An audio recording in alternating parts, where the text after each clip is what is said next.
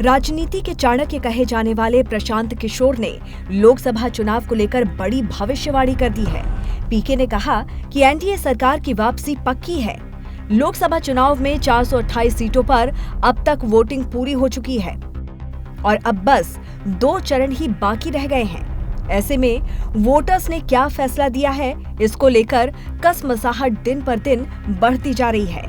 4 जून को ये साफ हो जाएगा कि क्या मोदी सरकार लगातार तीसरी बार सत्ता में आ रही है या फिर कोई बड़ा खेला हो चुका है।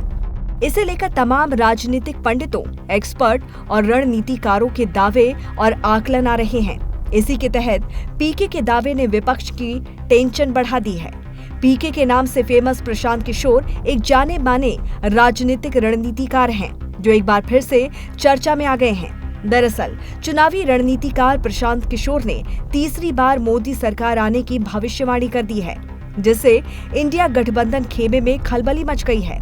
दरअसल बीजेपी ने लोकसभा चुनाव 2024 के लिए 400 सीटों का टारगेट सेट किया है। ऐसे में अटकलें लगाई जा रही है कि क्या वाकई बीजेपी 370 और 400 पार के अपने टारगेट को हिट कर रही है। क्या पूरब और दक्षिण में बीजेपी चौंकाने वाले नतीजे ला रही है। इस पर प्रशांत किशोर ने कहा कि चुनाव का सटीक नतीजा क्या होगा ये तो भविष्य ही बताएगा।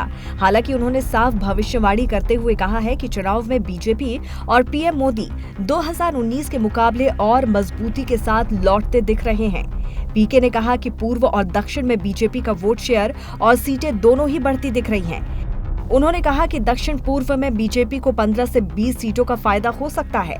आपको बता दें कि कम वोटिंग प्रतिशत की वजह से बीजेपी को नुकसान के दावे लगातार किए जा रहे हैं, लेकिन पीके ने इसे नकार दिया। पीके ने जोर देकर कहा कि पीएम नरेंद्र मोदी के खिलाफ लोगों में कोई गुस्सा देखने को नहीं मिला है।